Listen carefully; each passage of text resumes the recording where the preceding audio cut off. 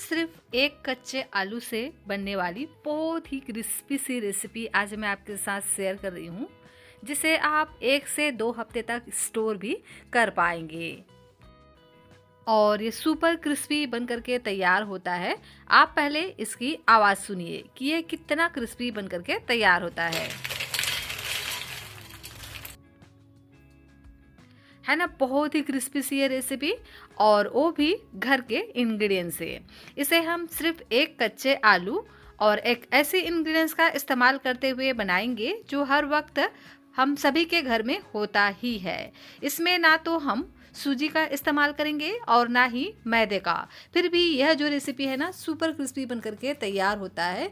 एकदम गोल गोल फुला फुला, देख सकते हैं गुब्बारे की तरह यह फूल जाता है और खाने में भी बहुत ही चटपटा टेस्टी बन करके तैयार होता है। और ख़ास बात यह है इस रेसिपी का कि इसे आप 2 से 3 हफ्ते तक स्टोर भी कर पाएंगे।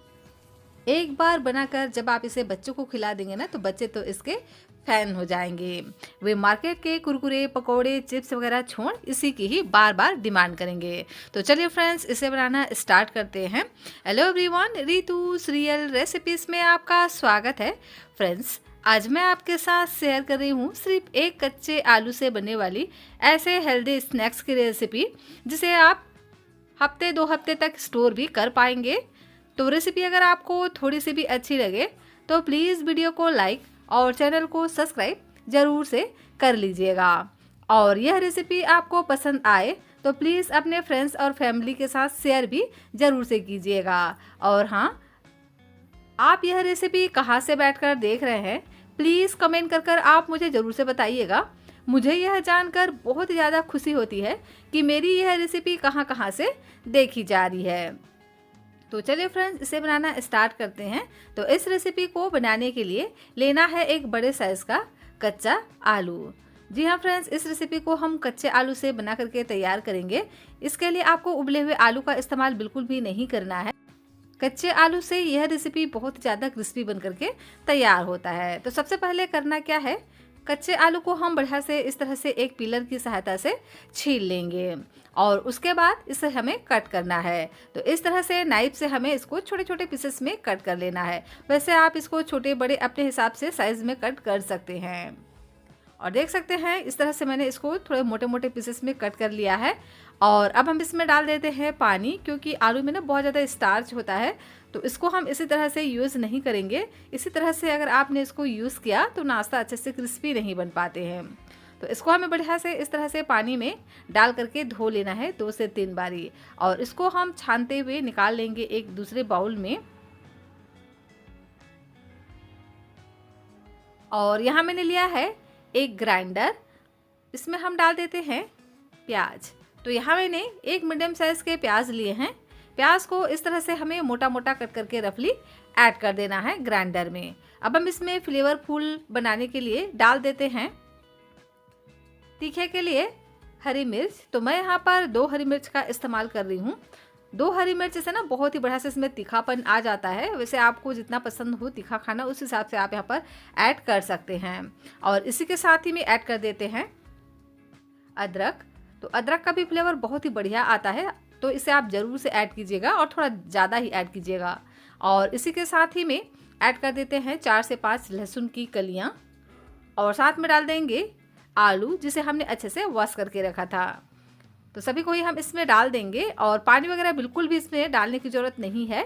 इसी तरह से अच्छे से ग्राइंड हो जाते हैं, क्योंकि आलू और प्याज दोनों में ही बढ़िया मॉइस्चर रहता है। तो उसी से ही एकदम ये चिकना सा पेस्ट बन करके तैयार हो जाता है। देख सकते हैं ना, इस तरह से बिल्कुल भी इसमें बड़े चंक्स नहीं होने चाहिए, इस बात का ध्यान रखिएगा। अच्छे से आपको इसको ग्राइंड कर लेना है, जिससे कि एकदम ये चिकना सा पेस्ट हमारा बन करके तैयार हो जाए। तो अभी हम इसको साइड में रखेंगे।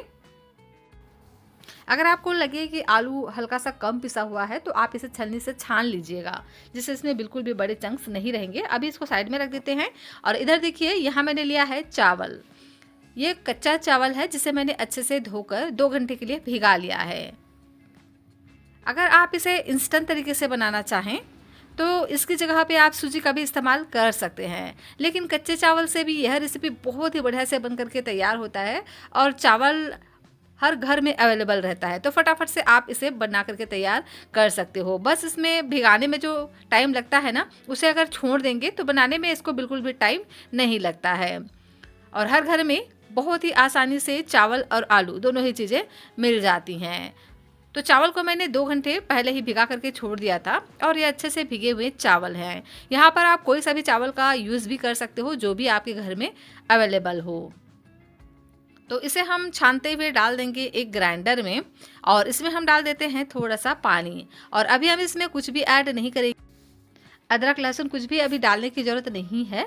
इसको हम इस तरह से अच्छे से ग्राइंड कर लेंगे। तो पानी आप यहाँ पर लगभग 4 से 5 चम्मच ऐड कर दीजिएगा और उसको बढ़िया से इस तरह से ग्राइंड कर लीजिएगा। तो इतना ही हमें इसमें पानी डाल करके ग्राइंड करना है। और देख सकते हैं इस तरह से पेस्ट हमारा बन करके तैयार हो गया है। थोड़ा पतला ही इसको हमें इस तरह से तैयार करना है, क्योंकि अभी हमने जितना पानी इस्तेमाल किया है उतना ही हम यहाँ पर पानी इस्तेमाल करने वाले हैं। पानी का इस्तेमाल इस रेसिपी में ज़्यादा नहीं करना है। तो देख सकते हैं ना इसकी कंसिस्टेंसी, लगभग 4 से 5 चम्मच मैंने ग्राइंड करते वक्त पानी ऐड किया था और उसी से ही अच्छे से इस तरह से ग्राइंड हो चुका है, एकदम पतला सा, एकदम फ्लोइंग कंसिस्टेंसी में बन करके ये तैयार हुआ है, देख सकते हैं। तो अभी हम इसको साइड में रखेंगे और यहाँ मैंने लिया है एक कढ़ाई में डाल देते हैं 1 छोटे चम्मच ऑयल को थोड़ा गर्म होने देना है। उसके बाद यहाँ पर हम बाकी के इंग्रेडिएंट ऐड करेंगे। तो डाल देते हैं 1 छोटे चम्मच जीरा से बहुत ही बढ़िया फ्लेवर आएगा, तो आप इसे ज़रूर से ऐड कीजिएगा। जीरा को पहले क्रैकल होने दीजिएगा, उसके बाद ही यहाँ पर हम ऐड करेंगे तिल। तो वाइट वाला तिल मैंने यहाँ पर लिया है 1 छोटी चम्मच। इसकी जगह पे आप चाहें तो ब्लैक वाले तिल का भी इस्तेमाल कर सकते हो या यहाँ पर आप ब्राउन तिल का भी इस्तेमाल कर सकते हो। और इसको फ्लेवर को और भी बढ़िया लाने के लिए यहाँ पर हम डालेंगे सौंफ ज़रूर से ऐड कीजिएगा, इससे जो फ्लेवर है ना बहुत ही बढ़िया आता है। और अब हम इसमें ऐड करेंगे चिली फ्लेक्स आधा छोटा चम्मच और इसको हम 2 सेकेंड के लिए भून लेंगे। जब हल्का सा भून जाए उसके बाद ही यहाँ पर हम डाल देंगे आलू का पेस्ट।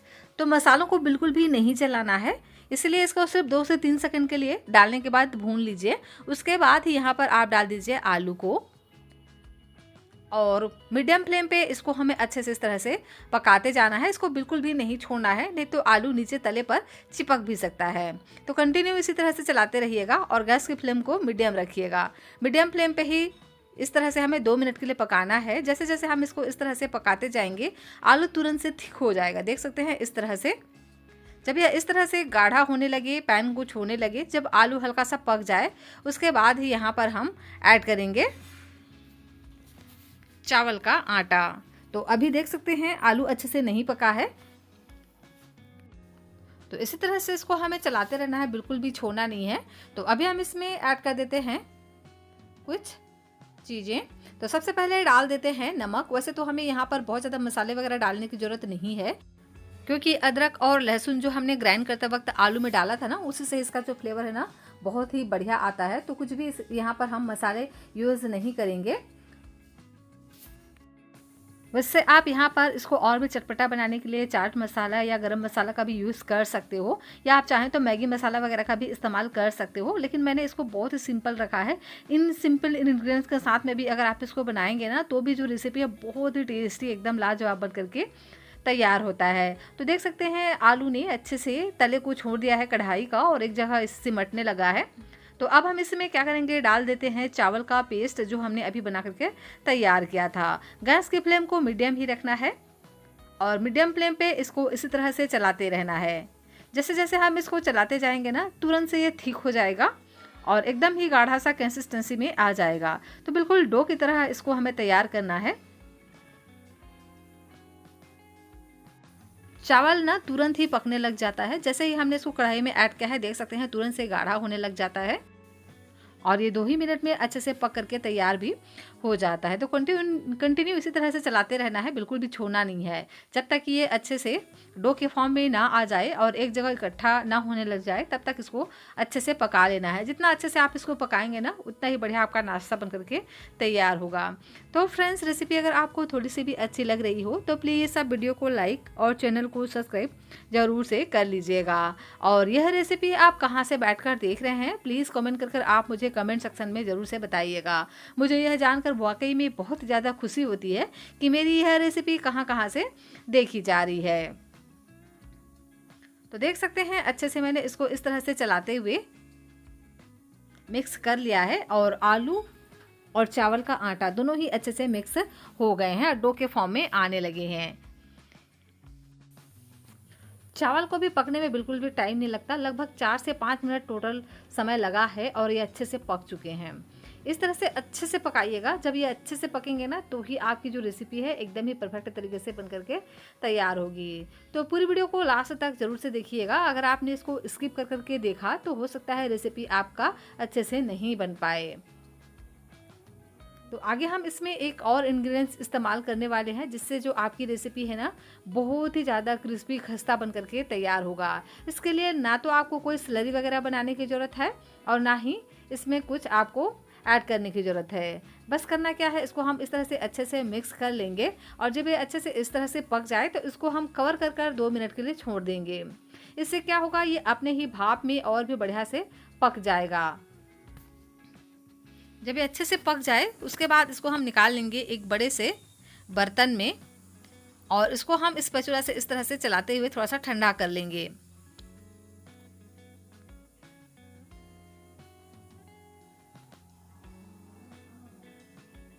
तो जब ये हल्का सा ठंडा हो जाए तो उसके बाद यहाँ पर हम डालेंगे गेहूं का आटा। तो मैंने यहाँ पर लगभग 2 चम्मच गेहूं का आटा इस्तेमाल किया है और पहले हम इसको स्पैचुला से इस तरह से मिक्स कर लेंगे। उसके बाद अच्छे से हाथों से मसलते हुए डो की तरह बना करके तैयार कर लेंगे। तो अच्छे से इसको हमें बिल्कुल डो की तरह लगा करके तैयार करना है। जितना अच्छे से आप इसको गूंदेंगे ना, उतना ही बढ़िया आपका नाश्ता बन करके तैयार होगा। तो ये अगर यहाँ पर आपको आटे की ज़रूरत और लगे तो यहाँ पर आप 1 से 2 चम्मच और आटा मिक्स कीजिए और एक टाइट सा डो लगा करके तैयार कीजिए। और देख सकते हैं इस तरह से टाइट सा डो मैंने लगा करके तैयार कर लिया है। जितना आप इसको इस तरह से टाइट सा लगा करके तैयार करेंगे ना, उतना ही बढ़िया आपका नाश्ता एकदम परफेक्ट तरीके से बन करके तैयार होगा। तो यहाँ पर आप ज़रूरत के हिसाब से आटा इस्तेमाल कीजिए। अब हम इस डो को 2 भाग में डिवाइड कर लेंगे और इसकी हम 2 बड़ी लोइयाँ तैयार करेंगे। तो बड़ा ही इसकी हम लोइयाँ इस तरह से तैयार करेंगे और इसको हम इस तरह से हाथों से ही दबाते हुए थोड़ा साइज को बड़ा कर लेते हैं, या आप चाहें तो इसको हल्का सा इस तरह से बेलन भी चला सकते हैं, लेकिन हल्के हाथों से ही चलाइएगा और इस तरह से थोड़ा सा मोटा ही बेल करके तैयार कीजिएगा। अब हम इस रेसिपी को बनाने वाले हैं एकदम छोटे छोटे पीसेस में। तो उसके लिए क्या करेंगे, इस तरह से लेंगे एक कोई भी ढक्कन और इसको हम इस तरह से सर्कल में कट कर लेंगे। आप चाहें तो इसको कटोरी या ग्लास से बड़े साइज में भी कट कर सकते हैं, लेकिन इस तरह से बोतल का ढक्कन लेकर के आप इसको कट करेंगे ना तो एकदम छोटे छोटे पीसेस में तैयार होंगे और इसका जो लुक है ना बहुत ही बढ़िया आता है और एकदम क्रिस्पी खस्ता करारा बन करके तैयार होता है। छोटे छोटे इसके साइज होने के कारण ये बहुत ही आसानी से फ्राई हो जाते हैं और एकदम ही क्रिस्पी बन करके तैयार होते हैं। साथ ही इसका जो लुक है ना बहुत ही बढ़िया आता है और इस तरह से अगर आप बनाएंगे ना तो मिनटों में ढेर सारा नाश्ता बन करके तैयार हो जाता है। देख सकते हैं कितना इजीली ये कट जाता है, बिल्कुल भी आपको कोई परेशानी नहीं होगी। बस इस बात का ध्यान रखिएगा कि जो भी आप डो बना रहे हो ना उसको थोड़ा सा हार्ड रखिएगा और जो हम रोटी बेल करके तैयार करते हैं ना उसको बहुत ज़्यादा पतला नहीं रखना है और ना इसको हम बहुत ज़्यादा मोटा रखेंगे। एकदम मीडियम थिकनेस का इसको हमें तैयार कर लेना है। और देख सकते हैं इस तरह से हम इसको निकाल लेंगे और जो कटे हुए पार्ट हैं, जो बचे हुए पार्ट हैं ना, उसको हम दोबारा से इसी तरह से लोई तैयार करेंगे और फिर से इसको हम इस तरह से कट कर लेंगे। और देख सकते हैं इनके जो किनारे हैं उनको हम इस तरह से हल्का हल्का दबाते हुए अच्छे से शेप में ले आएंगे और इसी तरह से सभी नाश्ते को हम बना करके तैयार कर लेंगे। तो देख सकते हैं ना ढेर सारा नाश्ता हमारा बन करके तैयार हो जाता है, वो भी सिर्फ आधा कप चावल से।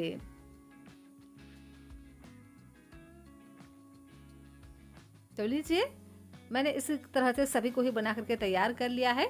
अब हम इसे फ्राई करेंगे। तो इसे फ्राई करने के लिए ऑयल को अच्छे से गर्म करिएगा। हाई फ्लेम पे ही नाश्ते को हमें ऐड करना है, क्योंकि हम यहाँ पर ढेर सारा नाश्ता एक साथ डाल रहे हैं ना, तो यहाँ पर ऑयल का जो टेम्परेचर है वो कम हो जाएगा। तो इसीलिए आप पहले हाई फ्लेम पे इसको गर्म कीजिए ऑयल को, उसके बाद एक साथ इस तरह से नाश्ते को ऐड कर सकते हैं। एक एक पीस डालने की ज़रूरत नहीं है। एक साथ भी अगर आप डालेंगे ना तो ये बिल्कुल भी चिपकते नहीं है आपस में। जैसे जैसे ये फ्राई होते जाएंगे तो अपने आप ही एक दूसरे को इस तरह से छोड़ते जाते हैं, अलग अलग होते जाते हैं। तो हाई फ्लेम पे 2 मिनट के लिए पहले आप इसको फ्राई कीजिए और इसके बाद इसकी फ्लेम को मीडियम करके इसको हमें 4 से 5 मिनट तक अलटते पलटते हुए क्रिस्पी होने तक फ्राई करना है। देख सकते हैं जो भी जुड़े हुए हैं ना आपस में, वह भी अच्छे से अलग अलग हो जाते हैं जब ये हल्का सा फ्राई हो जाते हैं। तो बिल्कुल भी टेंशन लेने की ज़रूरत नहीं है, आप इसे एक साथ ऐड कर सकते हैं ढेर सारा नाश्ता। और देख सकते हैं ना कि कितना फूला फूला ये बन करके तैयार होता है। जैसे जैसे ये पकते जाएंगे गुब्बारे की तरह फूलते जाते हैं और इसका लुक बहुत ही बढ़िया आता है। तो 2 मिनट पहले आप इसको हाई फ्लेम पे फ्राई कीजिए। उसके बाद इसके जो साइड हैं उसको आप चेंज कीजिए और उसके बाद से इसको हमें टोटल 4 से 5 मिनट तक एक साइड से पकाना है और इसी तरह से अलटते पलटते रहना है। अगर आपने इसको इसी तरह से छोड़ दिया ना तो एक ही साइड से एकदम से ब्राउन हो जाएंगे और एक साइड से ये कच्चे रह जाएंगे। तो अच्छे से हमें इसको फ्राई करना है इसी तरह से अलटते पलटते हुए। और देख सकते हैं बहुत ही बढ़िया से इसमें गोल्डन कलर आ चुका है। तो उसके बाद इसको हम निकाल लेंगे। जब अच्छे से इस तरह से क्रिस्पी हो जाएंगे ना तो उसके बाद ही हमें इसको निकालना है स्पाइडर वाली छलनी से।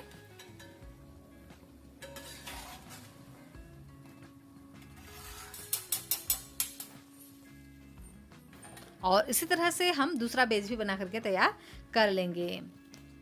तो आप चाहें तो सभी नाश्ते को एक साथ भी डाल करके इसको फ्राई कर सकते हैं, या आप चाहें तो इस तरह से एक एक पीस डालते हुए भी फ्राई कर सकते हैं। जैसे आपको सुविधा लगे उस तरह से कर सकते हैं। तो देखिए दूसरा बैच मैं इसको इस तरह से एक एक पीस डालते हुए आपको दिखा रही हूँ, क्योंकि हमने जो इसका साइज़ है छोटा छोटा पीस में बना करके तैयार किया है। तो आप चाहें तो इसको एक साथ भी ऐड कर सकते हैं, और आपको अगर इस तरह से डालना थोड़ा सुविधाजनक लगता है तो आप इसको इस तरह से भी ऐड कर सकते हैं। जैसा आपको सुविधा लगे उस तरह से आप डाल सकते हैं। और इसे भी हमें इस तरह से अलटते पलटते हुए एकदम ही क्रिस्पी होने तक फ्राई करना है। बस इस बात का ध्यान रखिएगा कि पहले का जो 2 मिनट है ना उसको आप हाई फ्लेम पे फ्राई कीजिए। उसके बाद गैस की फ्लेम को मीडियम कर कर इसको आप 4 से 5 मिनट तक फ्राई कीजिए। और देख सकते हैं एक एक नाश्ता एकदम गुब्बारे की तरह फूल करके तैयार हो जाता है। और ख़ास बात यह है इस रेसिपी का कि इसे आप 1 से 1.5 घंटे बाद भी खाएंगे ना ये उतना ही क्रिस्पी बना रहता है। तो जब ये अच्छे से इस तरह से क्रिस्पी हो जाए तो उसके बाद इसको हमें निकाल लेना है। और लीजिए दूसरा बेच भी हमारा इसी तरह से तैयार हो गया है, अच्छे से गोल्डन क्रिस्प हो चुका है। तो इसे हम निकाल लेंगे। तो सिर्फ 2 चीज़ों से बनने वाली ऐसे कुरकुरा स्नैक्स जिसे आप कभी भी बना सकते हो। इसके लिए आपको बाहर से कुछ भी लाने की ज़रूरत नहीं है। फटाफट से इस रेसिपी को आप बना करके तैयार कर सकते हो। बस भिगाने में थोड़ा सा टाइम लगता है। भिगाने के समय को अगर आप छोड़ देंगे ना तो सिर्फ 10 मिनट में बनने वाली यह रेसिपी है जो सुपर क्रिस्पी बन करके तैयार हो जाता है। इस रेसिपी को आप और भी चटपटा बनाने के लिए ऊपर से आप यहाँ पर चाट मसाला ऐड कीजिए छिड़कते हुए।